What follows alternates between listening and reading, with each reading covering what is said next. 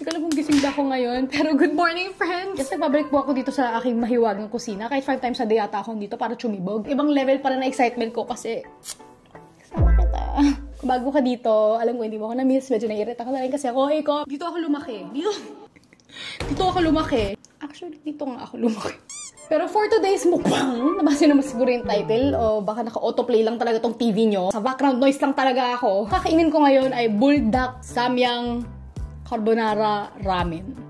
For sure, nagawa ko na ito sa channel ko, pero why not? At dahil dahil si Kylie to, syempre maraming splish and splash na kung ano-anong mga sauce. At dahil ako din to, may ko sa fried chicken. At ito ang laman ng aking FYP. Kung di man siya laman ng FYP ko, sinesearch ko talaga siya, buldak and chicken.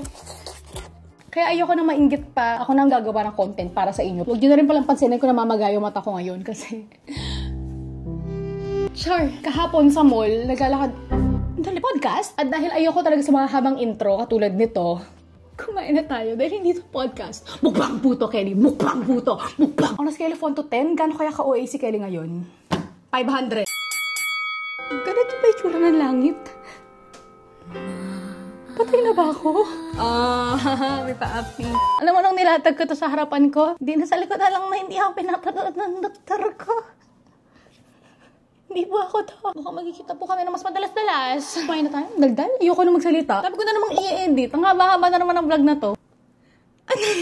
Kahit gigil na ako kumagat dito, sabihin ko muna kung ano meron ako sa harapan ko. Meron akong 3 packs of samyang buldak carbonara ramen. Hindi ko alam kung tama ba. Na-jumble ko ata. Meron akong cheese. Ay, nilagyan ko din pala to ng glass noodles. Kasi feeling ko, pinapanood akong TikTok. Siyempre, lahat naman ang galing na sa TikTok, diba? Nabasa akong article. Pero TikTok talaga. Napanood ko sa news. Pero TikTok talaga. Sinabi ng expert. Pero TikTok talaga. Guys, go lang. Kasi ako din. May 2 mozzarella cheese slices. May gatas din pala to, kaya... ayan, medyo creamy siya.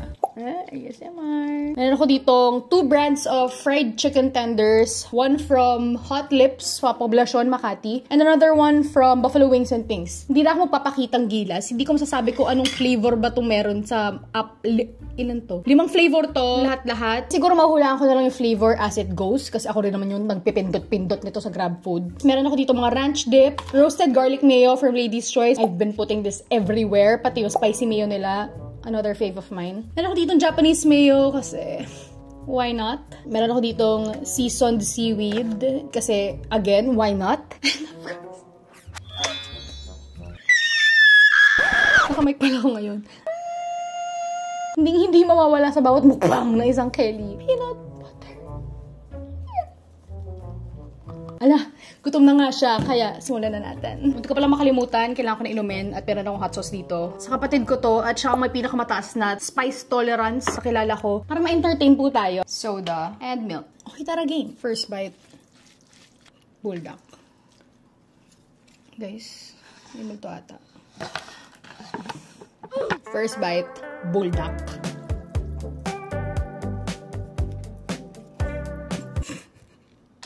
Hindi ko kaya yung tinatwirl-twirl. Cheers!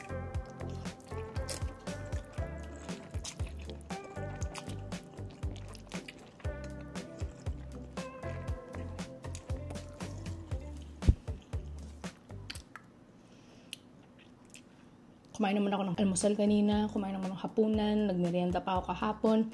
Pero bakit parang isang taon na ako hindi kumakain? Ang sarap!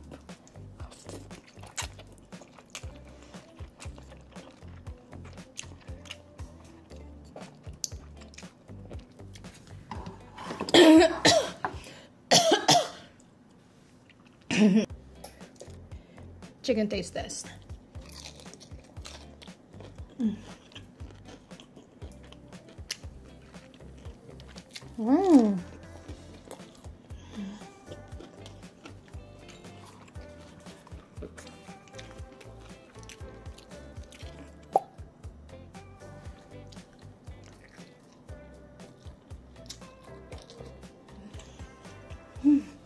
Sarap.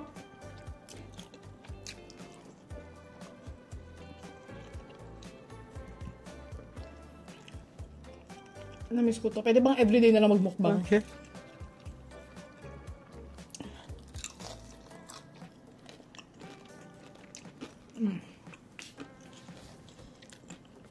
Ngayon gawin natin yung ginagawa sa TikTok. Kaya today?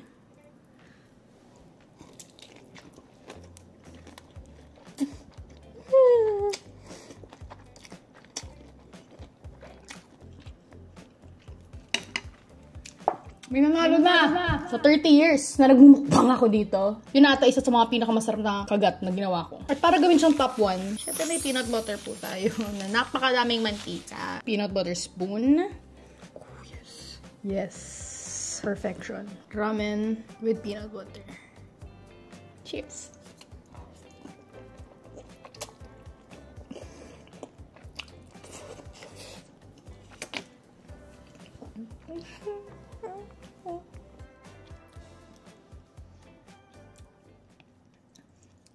Yun ang sagot sa world peace.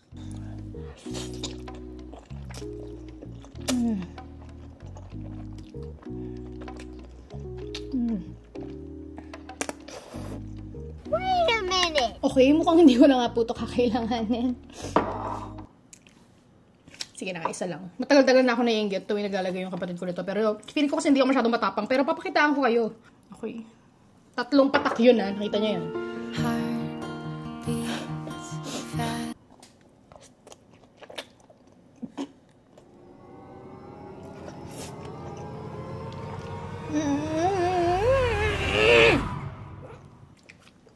Ang sarap. Pero anghang. Moving on, gawa tayo ng ramen sushi bake. Sheesh!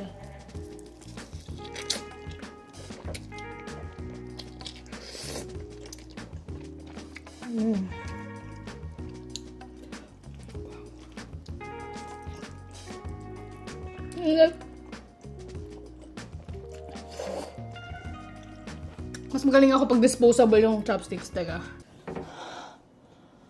Kaya pa. Health update pala. Sa mga hindi nakakaalam, meron akong ear surgery na pinagdaanan a few months ago. Hindi, wala. 1 month pa. Last month. And so far, so good naman.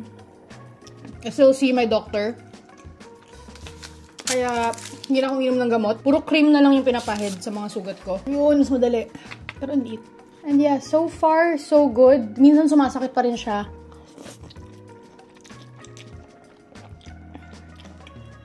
Pero okay lang kasi sanay naman ako masaktan.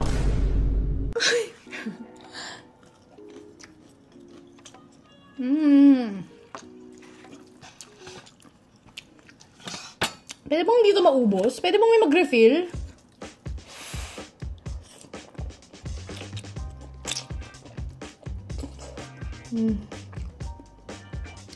Yes. Sa TikTok, usually yung sinasabi nila sa Bulldog, Wingstop. Eh, wala namang Wingstop sa Pilipinas. So, teka lang muna.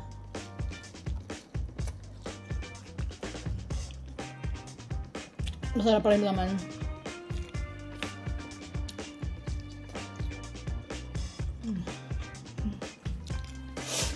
Gusto ko ulit nung kanina.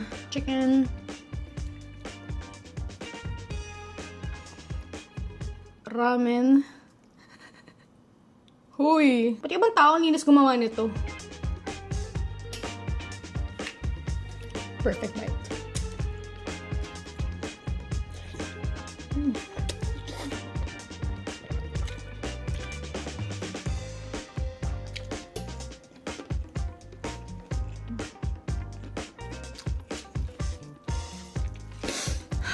Pwede suminga. Re-reveal ko na rin pala kung ano tinatago ko dito sa gilid tuwing nagmumukbang ako. First, salamin.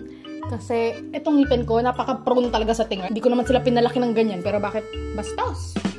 Next, lipstick. Usually, nakakalimutan ko mag-retouch, pero pag naalala ko, naka-ready na yung lipstick ko dito. Pero mukhang dahil sa anghang na ito mga pinagkakain ko ngayon, hindi kailangan. Naglalagay din ako ng floss.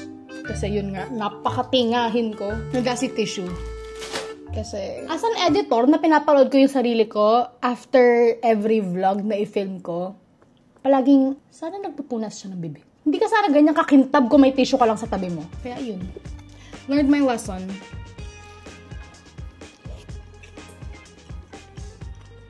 Garlic mayo. Yes. Namamaga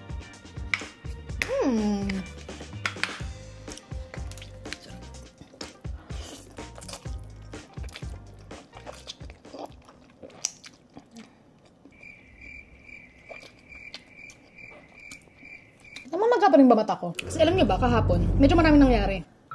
Oh yeah, itong vlog na to ginagawa ko ngayon dahil tinanong ko sa Instagram ko, nasa story, nagpa-poll ako, ano yung gusto nilang makitang mukbang. Ang daming sagot, ang dami. Lahat gusto kong gawin, pero siyempre yung pinansin ko yung pinaka gusto kong gawin. Which is this one. Ang dami kong gustong i-remake, ang dami kong gustong i-full menu. Gusto ko ulit mag-food color challenge. Gusto ko mag-taste test na kung ano-anong bagay. Pero wala eh. The cravings win. Anyways,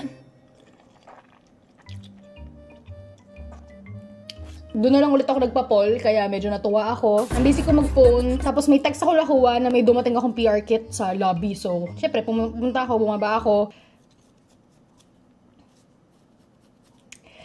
Tapos naiwan ko yung susi sa loob. Nalock si sis. So, may message ko agad yung kuya ko na pwede ko bang ipadala yung susi mo sa kwanto kasi nga medyo hindi ako makapasok at gusto ko nang kumain. Dinner time na yun, mga 7 na yun. At dahil rush hour at medyo mahirap mag-book ng mga oras na yun, pumunta muna ako sa mall.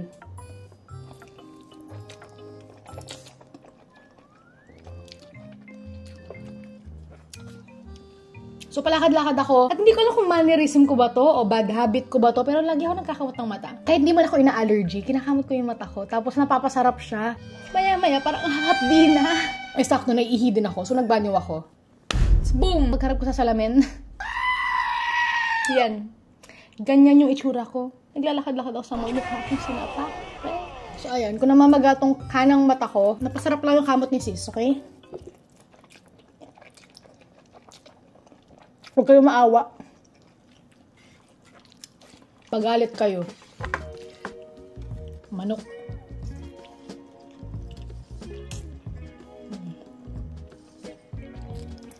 Yung nakakatawa pa kahapon, pedala ko yung susi. Siyempre, nung na-pick up na yung susi na kuya ko, dito na siya uwi. Eh dahil hindi ako makapaghintay, halos sabay din sila dumating ng susi.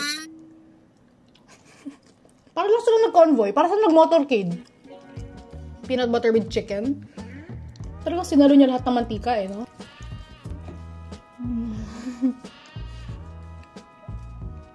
Hindi ko lang kung ilang milyong bote na atay ng peanut butter yung nakain ko, pero bawat kagat parang una. Sarap. At wala na, hindi ko na lang nahulaan kung ano yung mga flavor na pinagbibili ko.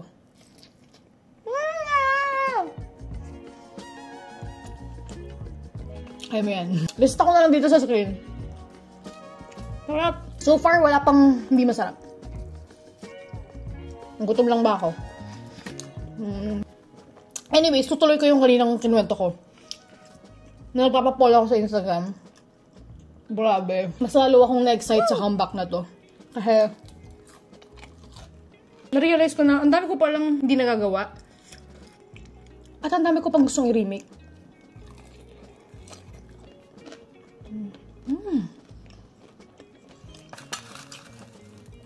Katulad nung sa potato corner. Mga inasal, choking, viral food, weird combinations.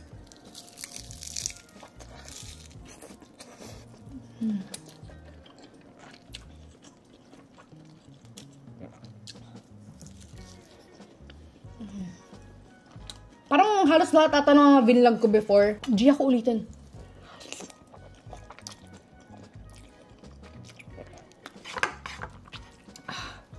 Ang sarap at ang anghang.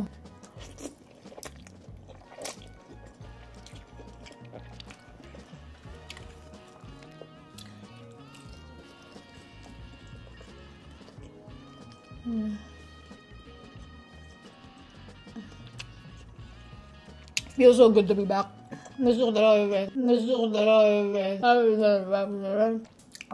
It feels so good to be back. Na-miss ko talaga kayo, friends. Ako na rin mag-interpret sa sarili ko. Oo nga pala, no? Hindi ko lang kung para na ako sirang plaka, paulit-ulit na ba to? Kung gusto niyo akong mas madalas mapanood, mas madalas ako mag-post ng mga mukbang sa TikTok.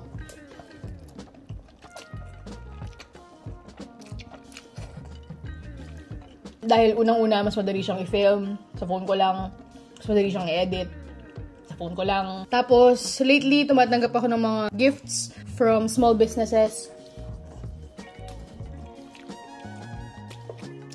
Ginawa ko din to last time during the pandemic. May mga nagpapadala ng mga startup businesses, gano'n, ng mga food products nila, tapos taste test ko. Then I share it on my social media. Para lang makatulong, di ba? So head over.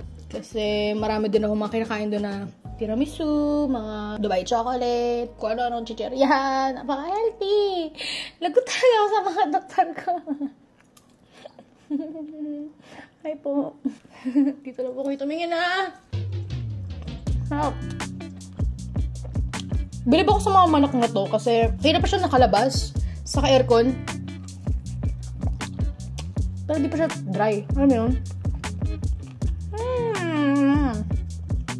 You learn every day. As much as gusto kong tapusin to, titignan ko yung orasan ngayon at she's a busy girl. Meron po akong 2 meeting.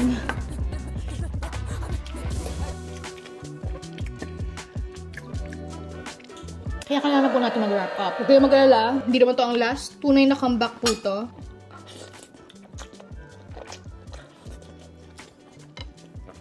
Kung ano mang matira dito, hapunan ko. Ang sarap na ito. Ang sarap. So as always, friends, thank you so much for watching. Salamat kasi nag-e-exist ka. Iba talaga yung feeling pag kasama ko kayo. Cheers sa ating lahat at see you on my next vlog. Bye!